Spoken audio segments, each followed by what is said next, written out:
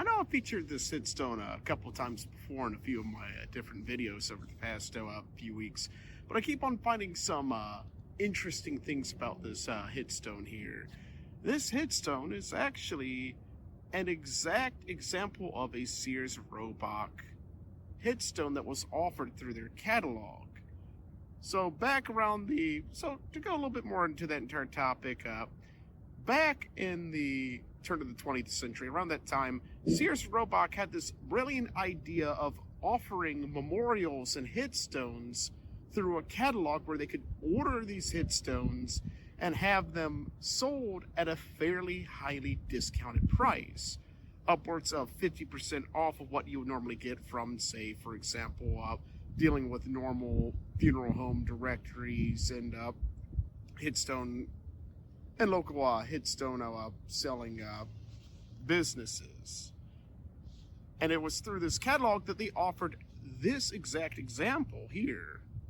This example is actually one of their largest examples that they offered, being about 4'10", so fairly decently high, with a fairly large base, about 1 foot 10 inches wide around the base and everything else.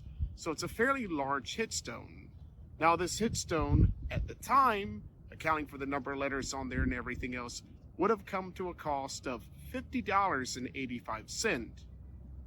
Now today that doesn't sound like a lot, but back then, if you convert that to, say, $1913, the equivalent value of this headstone would have been around $1,500 to nearly $2,000 back then.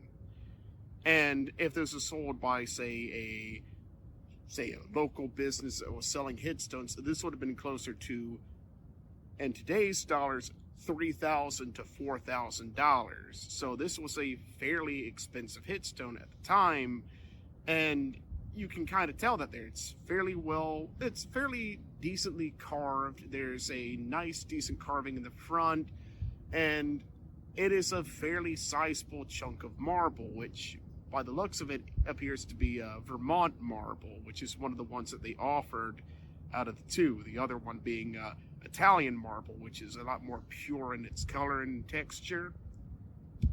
So the family of Samuel Bacot DeWitt went out of their length to get him a fairly good headstone, but also did so in a sort of economical manner, which is actually something that you start seeing a lot of during the 20th century, where headstones would eventually become more commercialized, for the lack of a better term, where you go away from the particularly hand-carved local headstones to more of a manufactured headstone that they would offer to various different people who wanted to get a headstone for a fairly good price.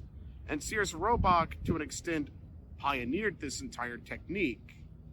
So I just wanted to share a couple more thoughts on this headstone and kind of illuminate a little bit more of the interesting history behind this headstone design, and also kind of bring up awareness of how organizations like Sears-Roebuck heavily influenced how we have our family members memorialized all the way up into the modern day world.